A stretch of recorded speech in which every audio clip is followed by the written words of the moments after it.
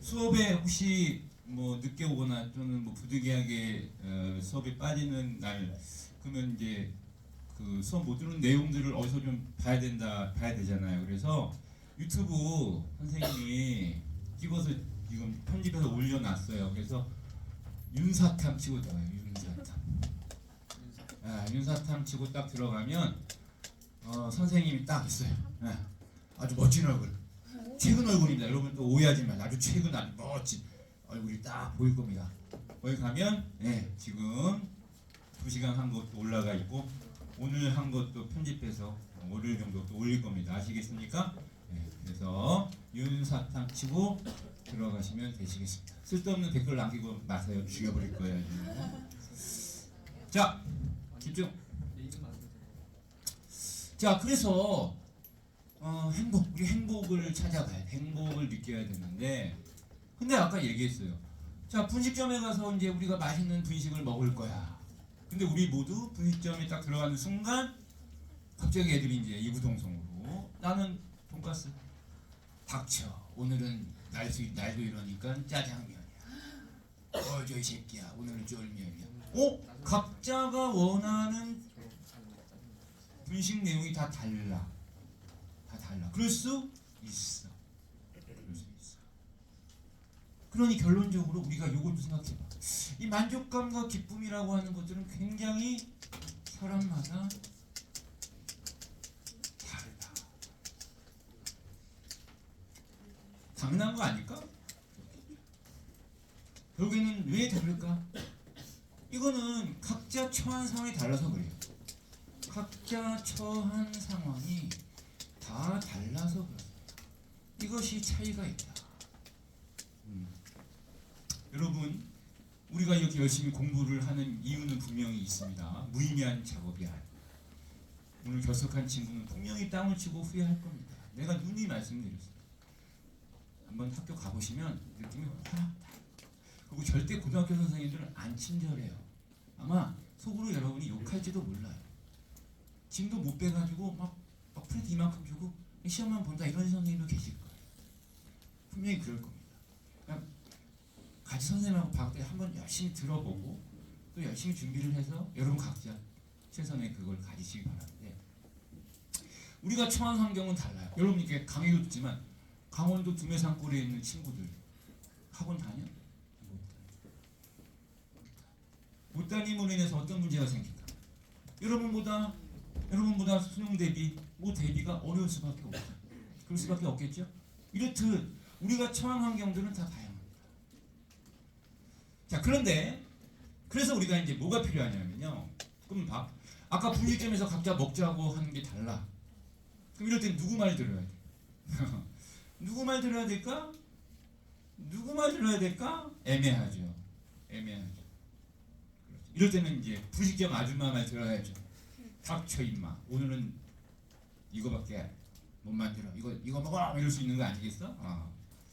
자, 그래서 두 번째, 이게 중요합니다. 우리는 이걸 세워야 돼요. 행복의 기준이라는 거를 세워야 됩니다. 왜냐하면 저 기준이 없으면 이구동성으로 그냥 각자의 어떤 처한 상황에 맞게끔 막 행복을 추구해 갈 거 아니야. 그러면 대혼란이 올 거야. 나름대로 좀 기준이 필요하다 이런 거야. 근데 기준은 크게 두 가지라고 볼 수 있어요. 첫 번째는, 자, 한번 물어보자. 너희 공부 왜 열심히 해야지? 좋은 대학, 서울대 가고 싶은 분. 아니, 겸손할 필요 없어. 빨리 손 들어봐. 서울대 가고 싶은 분. 왜 그래? 왜 겸손? 훌륭해. 야, 자, 그러면 우리 저번에 선생님이 첫 시간에 최소한 어디까지 목표하라고 그랬어? 중경 외시 정도를 목표하라고 그랬죠. 거기에 대해서 다 공감하죠? 뭐 그래? 나는 싫어. 나는 저 지방에 있는 학교 갈 거야. 갈매기가 끼리끼리 굴고 이런 데 간다고 특이한 친구도 있긴 하겠습니다만, 대체적으로 우리는 그렇습니다. 좋은 대학에 가고 싶어요. 좋은 대학에 가면 뭐가 좋아요? 그렇죠. 또 좋은 데 취업을 할 수 있겠고, 또 좋은 데 취업을 하면 그만큼 소득도 많아질 수 있겠죠. 대체적으로 우리가 이렇게 비슷하게 또 공감할 수 있는 행복의 척도는 있을 수 있어요. 무슨 얘기냐?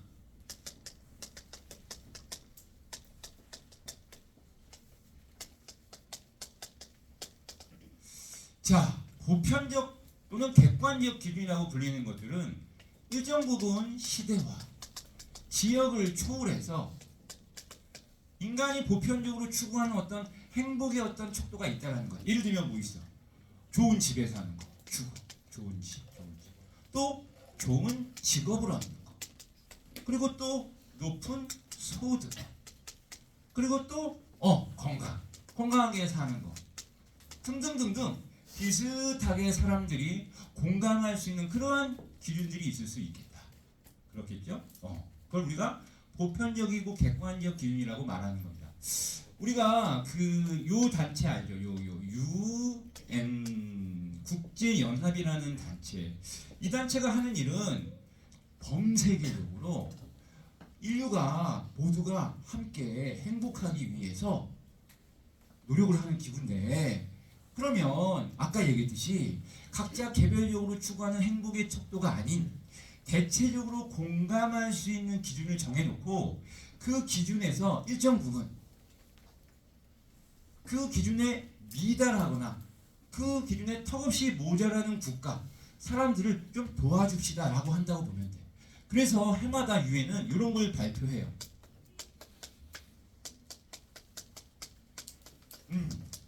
행복의 척도를 지수, 수치로 나타냅니다. 그래서 한 6가지 항목을 정해서 전 세계적으로 이 6가지 항목에서 나라마다 그 항목별 수치를 파악해서 뭐 예를 들면 1에서 10까지의 수치가 위로 갈수록 그 척도가 높다, 행복하다 볼 수 있어. 예를 들면 건강이라고 하는 수치, 건강이라고 하는 행복 지수를 수치화했어. 뭐 어떤 나라는 연락 국민 대다수가 건강할 수도 있지만 어떤 나라는 더럽게 건강하지 않을 수 있어. 그래서 우리가 뭐 WHO 세계보건기구, UN 산하의 WHO라는 기구가 주로 이런 것들을 관심 가지고 조사를 막 하죠. 이런 것들은 우리가 흔히 객관적으로 누구나 인간이면 보편적으로 원하는 행복의 척도라고 볼 수가 있어요. 근데 우리는 이 보편적 기준 말고 아까 얘기했죠. 나는 오늘 쫄면 땡기는데, 나 오늘 짜장면 땡기는데 하는 말 그대로 상대적 기준, 주관적인 기준에 좀 더 관심을 가져야 될 필요가 있어요. 1970년대 여러분 부모님 세대는 널라 가난하고 찌질이 그냥 궁상이었어요. 하루 삼시세끼 밥 어떻게 먹을 수 있으면 좋겠다 이 생각밖에 없었던 시절이야. 그때는 가족들이 오손도손 모여서 고등어 반찬 하나 올려놓고 김치 먹으면서 밥 먹은 거, 쌀밥 먹는 거, 이것만 해도 행복. 근데 요즘엔 그래? 요즘에 엄마가 야 우리 가족이 같이 밥을 먹는다. 이야 행복하지 않니? 야 오늘은 엄마가 고등어 반찬을 마련했어. 행복하지 않니? 그럼 여러분은 지금 여러분 표정이 증명하고 있네요. 젠장 고등어 김치 쉣 내가 제일 저주하는 거야. 이럴 수 있는 거 아니겠어요? 그래서 우리는 요 상대적이고 좀 더 주관적인 기준들을 충족해 나가는 게 더 중요하지 않냐 이거야. 따라서 이 기준들은 뭘 봐야 돼? 시대성을 봐야 돼. 시대적 또는 지역적인 차이를 충분히 고려할 필요가 있다라고 합니다. 자, 그래서 우리 교과서 그리고 우리가 치러야 될 시험들은 이걸 많이 물어봅니다. 그러면 이거는 당연히 어떻습니까? 다양한 기준들이 세워질 수밖에 없어요. 아주 다양한 기준들이 세워질 수밖에 없고 다양한 형태로 등장할 수밖에 없습니다. 자, 그런데 한번 물어볼까요? 그러면 뭐 이럴 수 있어요.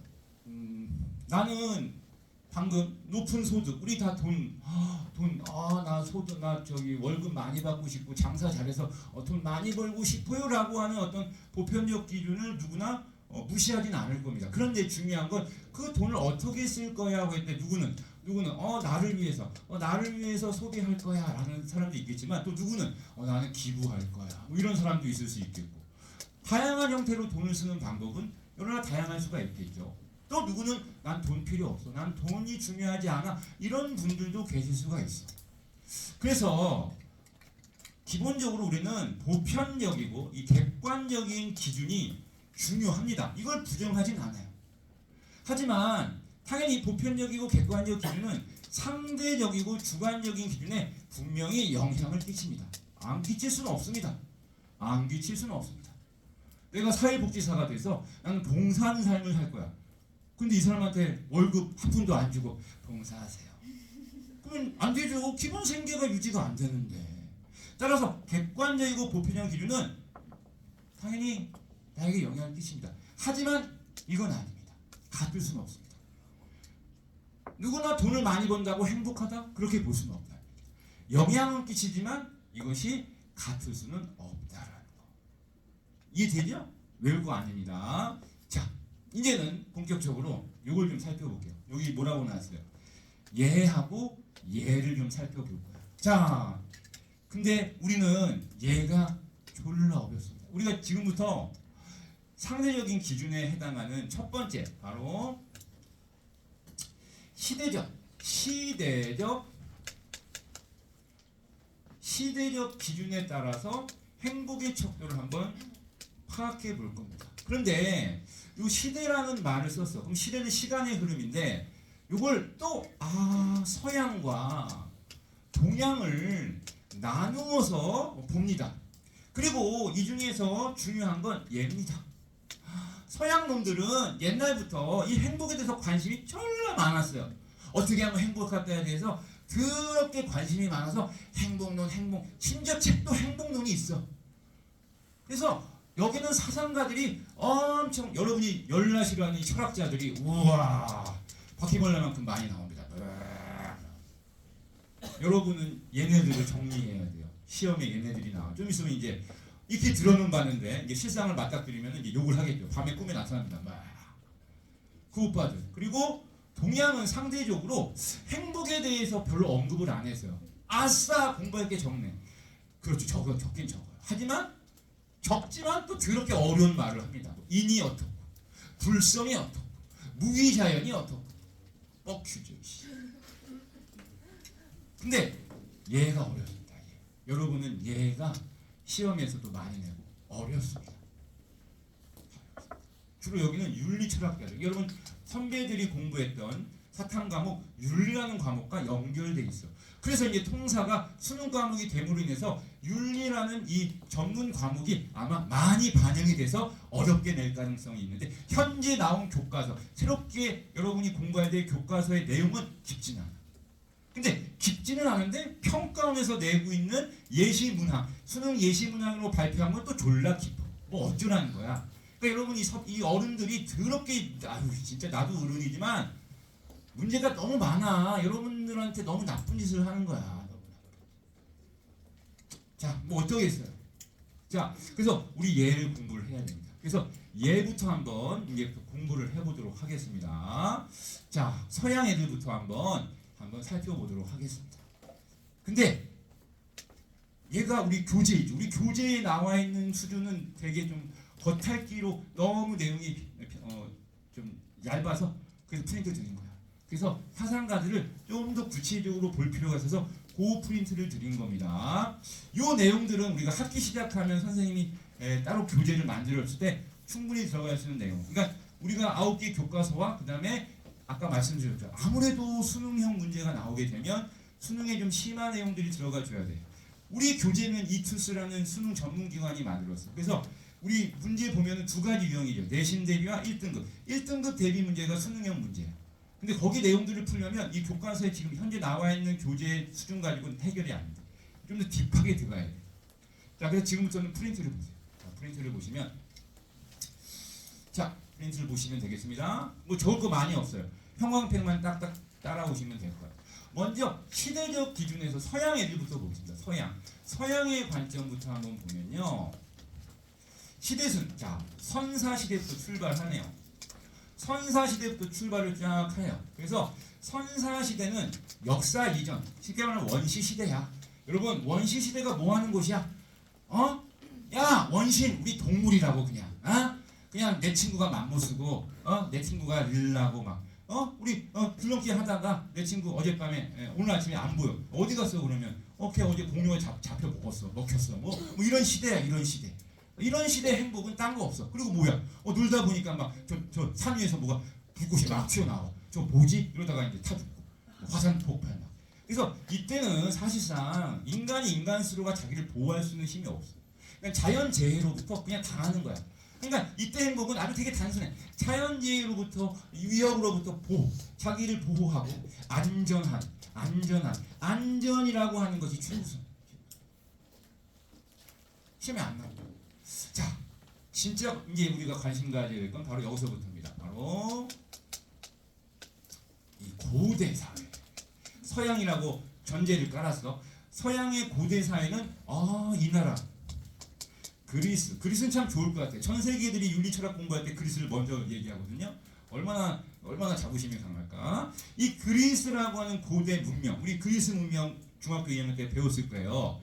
여기는 문명이 막 발전합니다. 문명이 발전한다는 건 무슨 뜻이냐면 더 이상 인간이 동물적이지 않아. 이제 인간답게 살기 시작하는 거야. 알았어? 그러니까 모여 살다 보니까 어떻게 집도 짓고 또 함께 살다 보니까 또 필요한 것도 서로 나누고 그리고 또 어떻게 어떤 뭐 외침이 있으면 서로 방어하기 위해서 군대도 만들고 또 사람들끼리 분쟁이 생기면 해결도 해야 되니까 법도 만들며 이러면서 애들이 되게 똑똑해지기 시작한 거예요. 그래서 결국에는 문명이 발전하면서 특히 그리스 하면 뭐가 발전하냐면요. 이게 발전합니다. 철학. 철학이라고. 철학이라고 하는 건 다른 게 아니고 철학은 인간에 대해서 관심을 갖는 거야. 인간은 무엇일까? 인간은 왜 사는가? 인간에게 행복은 무엇인가? 그래서 인간에 대해서 관심을 가지면서 행복이 무엇인가에 대해서 졸라게 관심이 많았어. 그래서 얘네들은 주로 뭘 하냐면 생각을 졸라 많이 해요. 머리가 막 터져나와요. 그래서 흔히 얘네들은 이 철학적인 사유라는 거, 철학적 사유, 그러니까 인생, 사람에 대해서 생각을 막 하는 거죠. 그걸 통해서 우리가 똑똑해져가는 겁니다. 스마트해져가는 거예요. 그래서 철학적 사유를 하기 위해서는 반드시 뭐가 있어야 되냐면요. 뭘 활용할까? 인간의 능력 중에 바로 요놈을 활용합니다. 요놈. 이성을 활용. 감성이 아니라 인간의 능력 중에 이 이성이라는 능력을 발휘합니다. 이성을 통해서 이성을 발휘하는 거죠. 이성을 통해 똑똑해지는 거야. 바로 지혜를 갖자라고 합니다. 우리는 지혜로워야 된다. 똑똑해져야 된다. 그러니까 이성을 발휘하고 자꾸 머리를 쓰면 우리는 똑똑해져. 근데 똑똑함을 넘어서 우리는 또 어떻게 해야 돼? 그 똑똑함이 내 몸에 배야 돼. 우리는 초중고를 다니면서 뭐 도덕이니 윤리니 더럽게 많이 배웠고 시험 볼 때마다 100점을 맞아. 요까지는 갖춘 거야. 근데 우리는 사회에 나와서 도둑질하고 사기치고 이 새끼들은 뭐가 없는 거야? 바로 요 다음 것이 함양이 안 된 겁니다. 요 다음 게 뭘까요? 그 배운 것들 내 몸에 녹여서 정말 그렇게 살아가는 훌륭한 사람이 돼야 돼. 바로 덕이라고. 덕을 갖춰야 됩니다. 그래서 이 시대는 특히 요거 똑똑해지고 그 똑똑함을 내 몸에 배야 돼. 그래서 뭐가 되냐? 유덕한 사람이 되자. 그냥 초딩식으로 얘기하면 도덕적인 인간이 되자라고 하는 거야. 그러기 위해서는 뭘 발휘해야 돼? 이성을 발휘해야 돼. 이성. 그리고 똑똑해져야 돼. 뭘 알아야지. 요게 고대 그리스. 자, 그 다음에 이제 고대 그리스를 지나면 요게 이제 사상가들이 나와. 소크라테스. 이거 들어는 봤죠? 소크라테스. 요 제자가 플라톤. 요 제자가 아리스토텔레스. 그런데 우리 교과서나 여러분이 선배들이 봤던 시험 문제에서는 이 오빠가 제일 중요해요. 아리스토텔레스. 제자. 여기에 제자 얘 제자 얘. 그러니까 얘 여기서 집대성이 되죠. 이 생각들이 여기서 완전히 집대. 아리스토텔레스는 100% 출제. 100% 출제. 무조건 나와. 손에 내가 안 나오면 장을 지고 무조건 나와. 저 사람은 책도 써서 행복론이라는 책을 써서 읽다만 한 거. 대학교 때 읽다가 뒤지는 줄 알았어요. 그렇게 어렵습니다. 자, 그 다음에 세 번째 시대별로 보고 있어. 자, 선생님 이거 들어본 것 같아요. 예, 여러분 중2 때 세계사 시험 보면서 잠깐 외웠다고 지금 잊어버린 헬레니즘 시대라는 게 있어요. 얘도 고대긴 고대입니다.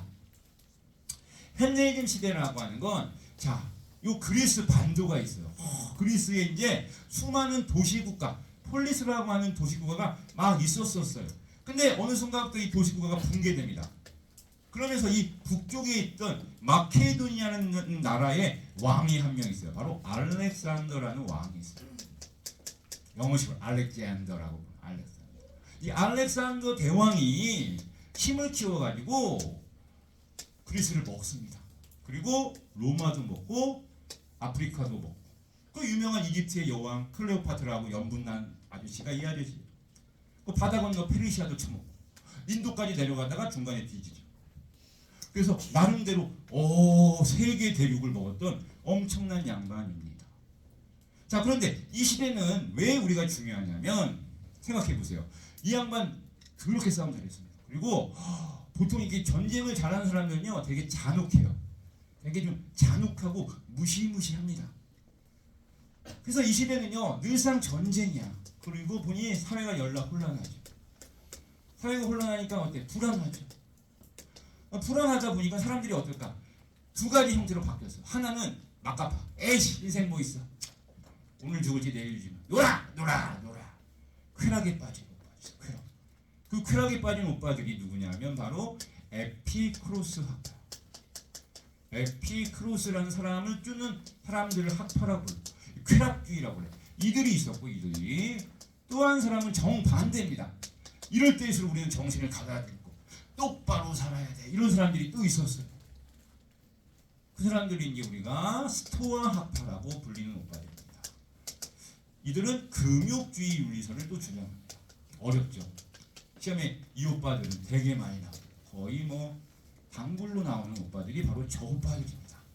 그래서 헬레니즘 시대는요 사회가 혼란하고 불안하니까 이 시대는 사회고 나발이고 필요 없어. 나 오늘 안 죽었으면 좋겠어.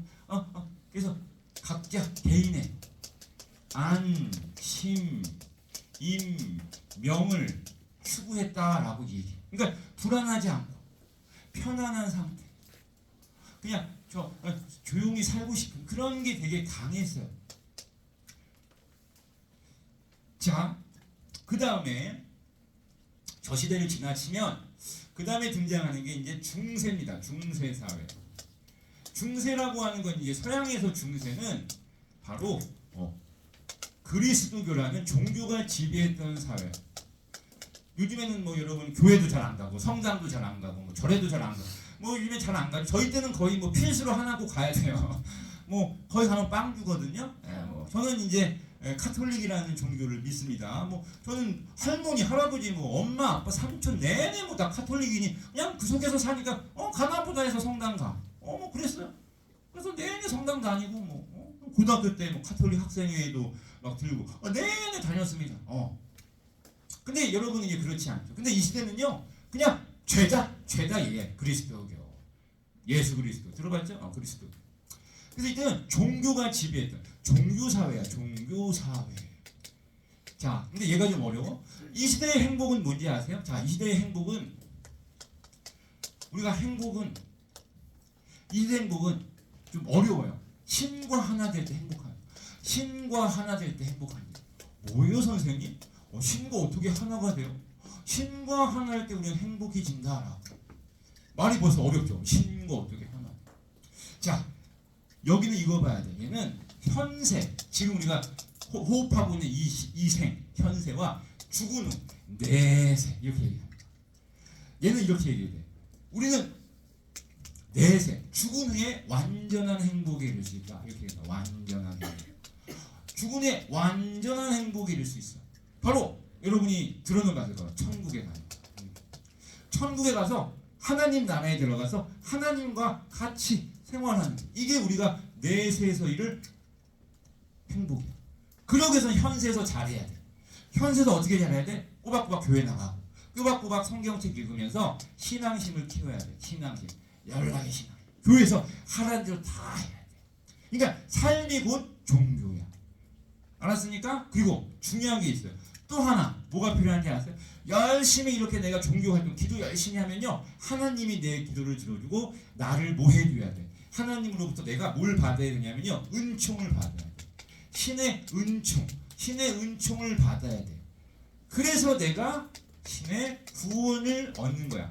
내가 구원 받아야 돼. 구원 받아야 죽어서 천국 가는 거야. 이해되죠? 그래서 열심히 교회 가고 기도하고 성경책 읽고 헌금하고 하면서 신으로부터 내가 은총을 받고, 그래야 내가 신의 구원을 받아서 내세에 천국에 간다라는 거. 그래서 시험에 이렇게 물어봐. 중세는 행복이 현세에서 이루어진다 하면 맞아요? 틀려요? 오답. 그게 시험. 중세는 행복이 언제 이루어져? 죽은 후에 이루어진다. 내세 사상이라고 해요. 현세에서 이루어지는 게 아니고 내세. 알겠죠? 이게 이제 핵심인 겁니다. 자, 그 다음에 중세를 건너뛰고 이제 근대 사회로 갑니다. 근대. 자, 이때부터 이제 우리가 지금의 삶의 모습이 비슷해지는 첫 스타트가 바로 요. 근대 사회는 두 가지로 봐야 돼. 자, 우리가 뭐 산업혁명, 산업화, 민주혁명, 민주주, 민주화. 요걸 통해서, 산업화를 통해서 자본주의가 성장하고, 민주화를 통해서 민주주의가 성장해. 어렵죠? 돌리려고 해. 다 집어치우고. 그래서 뭐가 행복인데, 뭐 근대 행복은 문제예요. 자본주의, 산업화를 통해서 우리는 물질적인 풍요를 빕니다. 그래서 이때부터 드디어 풍요로워지기 시작했어. 사람들에게 이 물질적인 욕망, 욕구가 막 커지면서 어떻게 됐어요? 개개인이 자신의, 각자 개인의 어떤 이익이라는 거, 각자 개인이 더 많은 이익을 얻기 위해서 막 노력하기 시작한 거야. 근데 그러다 보니까 개인 간의 충돌이 막 생기니까 이건 아니야. 내 이익도 중요하지만 내가 사회 속에서 나의 이익만 추구하면 문제가 생겨. 그래서 뭘 고려해? 사회적 차원의 이익도 고려해야 돼 라고 누군가가 얘기했어요. 바로 요 오빠들이 좀 이따 볼 공리주의 사상가들이에요. 여기에 벤담이라는 아저씨하고 밀이라는 아저씨가 나오는데, 여기까지는 설명을 아주 짧게 할게. 우리 교과서는 이 오빠들이 안 나오는 교과서가 대부분이고, 나온 교과서도 하나 정도 있더라고. 근데 여기까지 만약에 내면은 아까 윤리라는 전문 과목으로 들어가 버리게 되는 거야. 그래서 여러분이 이제 시험을 한번 치러 보면 학교 선생님들이 얘까지 언급을 하거나 수업 때 이 오빠들 막 자세히 하면요, 나온다고 봐야 돼. 이 오빠들이 이런 유명한 말을 했어요. 무슨 말 했냐면, 우리 모두 다 같이 행복해야 돼. 나만 행복하면 안 돼. 나의 행복을 바탕으로 모두가 함께 행복하자. 그걸 우리가 최대 다수의 최대 행복, 이런 어려운 말을 했어요. 최대 다수의 최대. 이 문장이 시험에 나오는 키워드입니다. 이건 나중에 또 할게요. 자, 그리고 근대 사회를 지나 지금 작금의 현대 사회로 오게 됩니다. 현대 사회에 오면서, 현대라면 보통 우리가 교과서에서 말하는 현대는요, 20세기 이후. 몇 년생? 09년생. 09년. 자, 뭐 그 SNL인가 그 있죠, 방송에서 요즘에 아까 짤로 하나 봤는데, 거기 뭐 그 두 명 여자 젊은 개그맨들이 되게 재밌게 대화하는 거야. 그러니까 언니는 몇 년생이세요? 저 00년생이요. 아니 저 98년생이요. 그러니까 저는 00년생인데 언니 한참 언니시네요 이러는 거야. 제가 2살밖에 안 맞는데 뭐 한참 언니예요. 아니죠. 언니는 1900년대 세대고요. 저는 2000년대 세대니까 1000년 차이나 나요. 언니는 혹시 언니 그러면 세종대왕하고 이순신 장하고 같은 세대네? 되게 궁금했는데 그분들 어때요? 막 이러고 물어보는 거야. 그러니까 1998년생이 빡 돌아가지고 머리카락이 막 싸우는 게 짤로 떠더라고요. 그 이혜은하고도 누구 한 명 있던데 걔는 연기 너무 잘해. 와, 걔네들은 거의 뭐 개그맨을 넘어서 연기자야. 진짜 잘하더라고. 현대는 20세기. 우리 지금 몇 세기? 21세기. 여러분 21세기에 태어났어요. 선생님은 20세기. 죽일 거야. 1000년 차이 나네요 선생님. 이러지 말란 말입니다. 근데 20세기는 여러분 되게 우울했어요. 한 번, 두 번에 엄청난 전쟁을 했습니다. 이 전쟁의 피해는 사뭇 우리가 상상을 초월합니다. 이 전쟁은 두 가지가 중요해요. 역대 인간이 살면서 가장 많이 죽었어요. 전쟁을 통해서. 옛날에 막 칼싸움하고 막 이럴 때 사람 죽이는 숫자보다 그 몇 배 이상 죽었어. 왜 그랬을까? 과학기술이 발전하면서 무기가 엄청 발전한 거야. 옛날에는 끼케야 뭐 대포 하나 쏘고 칼과 활 사고 이거 쏘잖아. 얼마나 많이 죽겠어. 지금은 뭐야? 알죠. 2차 대전 때 일본에 떨어뜨린 원자폭탄 그걸 몇 만이 죽어요. 두 방 떨어뜨렸죠. 나가사키, 히로시마 합치면 17만이가 죽었어. 한 번에 거의 20만이 그냥 갔어. 과거에 어떤 무기도 그렇게 한 번에 20만을 죽일 수 있는 무기는 없었어. 그게 다 이거 과학기술이에요. 그러다 보니까 20세기에 이 두 번의 전쟁을 겪으면서 전 세계는 이제 깨달은 바가 있어요. 와, 인간이 머리가 똑똑해서 이성의 능력을 열나 발휘했더니 기술이 발전한 건 좋은데 이것이 우리에게 더 해가 되더라. 그러면서 또 일본 하면 딱 떠오르는 게 있어요. 뭐죠? 가미가제 특공대 들어봤어요, 여러분? 나라를 위해서 죽는 게 영광이래. 그래가지고 막 비행기 띄워가지고 막 꼬라박고 그랬잖아. 그걸 우리가 흔히 극단적 전체주의. 쉽게 말하면 나는 없어요. 나는 없어요. 뭐만 있어요? 조국만 있고 민족만 있는 거예요. 근데 그 보상이 뭐예요? 죽음밖에 없는 거죠. 이런 걸 느끼면서 20세기 이후의 행복론은 철저하게 뭘로 바뀌어요? 나라는 주체로 바뀌어요. 그래서 각자 보다 이거 주체적인 삶, 보다 내가 주체가 돼서 살아가는 주체적인 삶과 또 개인의 어떤 행복, 각자가 추구하는 다양한 개인의 어떤 행복, 내가 원하는 삶의 어떤 목표, 이런 것들이 중요해지면서 이때부터 드디어 행복의 여러 가지 척도는 열나 다양해지기 시작합니다. 다양한 척도, 다양한 어떤 여러 가지 관점에서 행복을 추구하게 됐다라는 거야. 됐습니다. 요까지가 이제 시대적인 거야. 근데 여기서 끝나는 게 아니라 우리가 이제 사상가를 좀 봐야 돼요. 우리가 이게 좀 어려워요. 사상가들. 그래서 오늘은 고대 얘네 좀 할 겁니다. 고대 아까 그리스 여기에 소크라테스, 플라톤, 아리스토텔레스 있는데 얘네 둘은 별로 안 중요해. 근데 우리 프린트에는 얘도 있긴 해요. 얘가 이제 대빵이고 얘가 끝물이니까 얘네 둘을 좀 살펴보면 됩니다. 근데 얘는 가볍게 볼게요. 문장 보세요. 뭐라고 나왔어요, 여러분? 소크라테스가 뭐라고 말했어요? 진정한 알미 곧 덕. 그렇죠. 거기다 진정한 진정한 알미 보다 곧 덕이다. 곧 덕이다라고 했어요. 요 알을 우리가 지라고 합니다.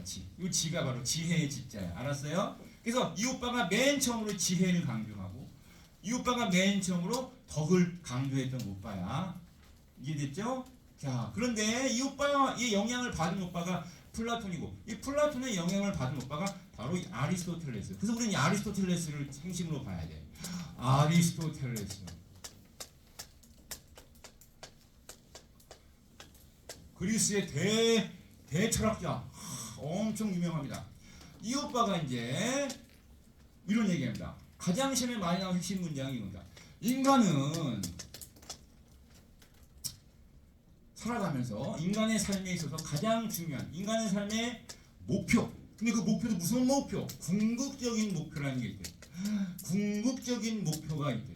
선생님, 우리가 살아가면서 응애 하고 태어나서 꼴까닥 하고 죽을 때까지 삶의 과정에서 궁극적인 목표, 궁극적이라는 건 최종, 마지막. 그러니까 우리가 이걸 위해 산다니까. 이걸 위해서. 뭐다? 그게 행복이다. 이렇게 말을 합니다. 생각해보니까 맞는 말이죠.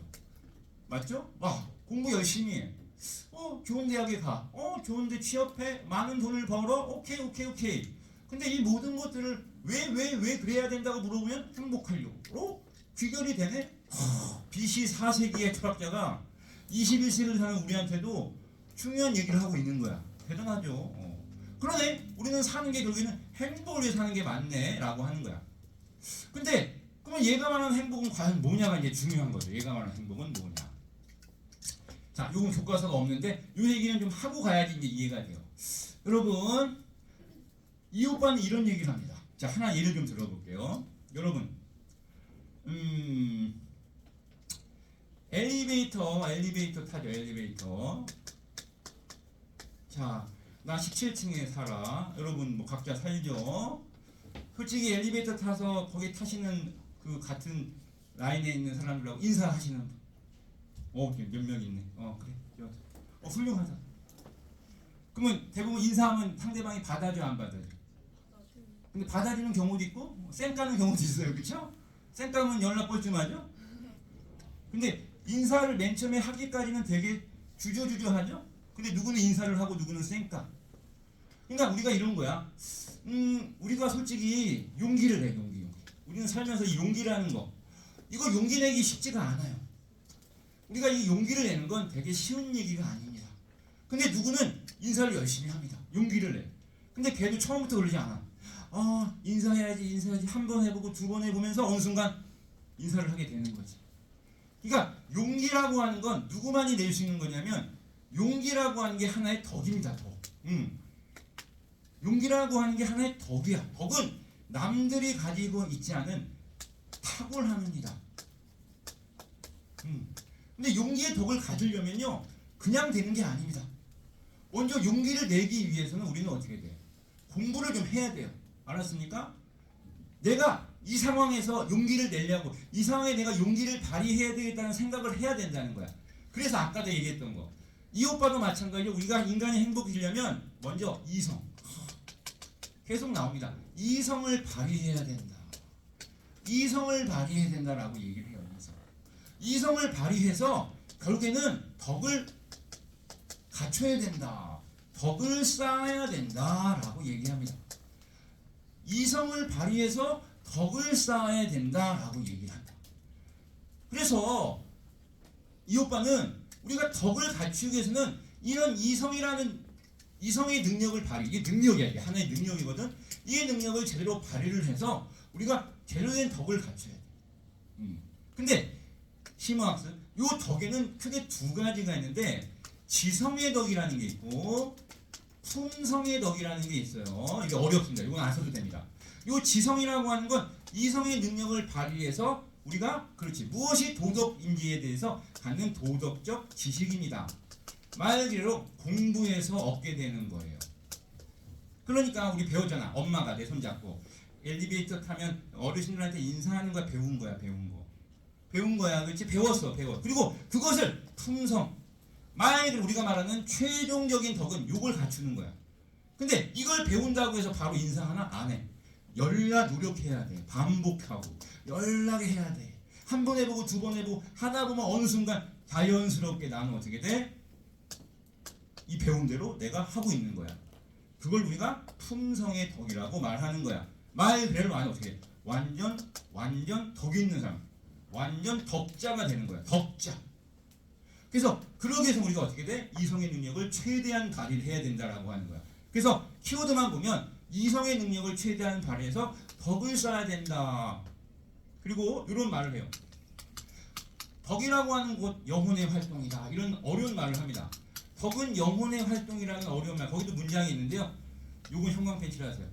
이 아리스토텔레스에서 가장 많이 나오는 문장이 이 두 가지입니다. 인간의 삶의 궁극적인 목적은 행복. 요 문장하고 덕을 발휘해서, 덕이라고 하는 곧 영혼의 활동이라는 말을 기억하시면 돼요. 이 영혼이라는 게 곧 뭐야? 정신이라고 일컬어지는, 바로 영혼은, 덕은 인간의 감정적인 게 아니야. 감정적인 요소가 아니라 이성적인 정신의 활동이지, 감정적인 흥분, 화난 이런 게 아니라는 거야. 우리의 이성의 능력을 발휘한 것, 그것의 결과물이 덕이지. 그래서 영혼의 활동 또는 정신의 활동을 통해 갖게 된다라는 걸 얘기합니다. 알겠습니까? 그래서 우리 모두 뭐가 돼? 최종적으로 덕자가 돼야 된다라는 게 이 오빠의 핵심 주제야. 문제 하나 마주하고 보겠습니다. 문제. 자, 여러분 교재 보세요. 우리 교재에 몇 페이지냐면요, 25페이지 가면 24페이지 14번하고 16번 별표하십시오. 24페이지 14번. 자, 거기 16번 문제를 바로 풀어보겠습니다. 너무 어렵기 때문에 바로 사상가 공부하면 바로 해야 돼요. 자, 25페이지 16번. 25페이지 16번. 자, 그 털복숭이 아저씨가 바로 아리스토텔레스예요. 같이 보겠습니다. 이 세상에 존재하는 모든 것은 밑줄, 목적을 가지고 있습니다. 네. 식물은 동물을 위해 존재하고, 그러니까 식물의 존재 목적은 동물을 위해서, 동물한테 먹히려고. 또 동물의 존재 목적은 인간을 위해서입니다. 선생님, 이 아저씨 되게 재수없어요. 결국 인간이 대빵이네요. 인간이 동식물을 막 먹어치워도 되는 거네요. 예, 맞아요. 그래서 아리스토텔레스는 인간 중심이라고 말해요. 자, 아무튼 자, 그 다음에 인간의 삶에도 목적이 있는데 바로 밑줄 행복입니다. 이게 키워드야. 자, 인간은 행복해지기 위해서 설레문에. 야, 시간이 없는데 밑에서 네 번째를 밑줄. 인간의 기능을 훌륭히 수행하는데 바로 그 기능이 이성적 활동. 그래서 마지막 중에 그래서 그거에 알맞는 덕을 가지고 수행해야 된다. 기억, 행복은 모든 인간이 추구하는 삶의 궁극적인 목적. 맞습니다. 니은 행복이란 요거죠. 덕과 일치하는 정신의 활동. 정신 다른 말로 영혼의 활동이라고. 영혼. 덕과 일치하는 영혼의 활동. 디귿은 행복한 삶을 위해 인간은 식물과 동물을 자원으로 활용할 수 있어? 네, 먹어치워도 돼.